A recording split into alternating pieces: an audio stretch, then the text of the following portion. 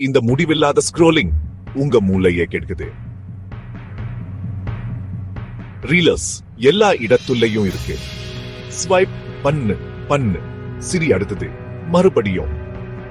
இந்த சின்ன வீடியோக்களை பாக்குறது உங்க மூளையை எப்பவும் புதுசா எதையாவது தேட வைக்கும். ஆய்வுக என்ன சொல்லுதுன்னா, உங்க கவனம் குறையுது. அதனா சூல் வேலை இல்ல பேசிட்டு இருக்கும் போது சூட கவனம் செலுத்த முடியாம போகுது. நீங்க உங்க மூளையை கவனச்சிதறலுக்கு பழக்கிறீங்க. ரீல்ஸ் பாக்குறத நிறுத்துங்க.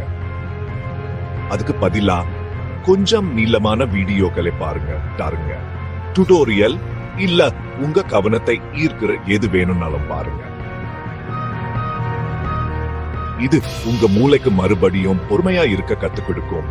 வாழ்க்கையின் எல்லா பகுதியிலையும் நீங்க நல்லா கவனம் செலுத்துவீங்க.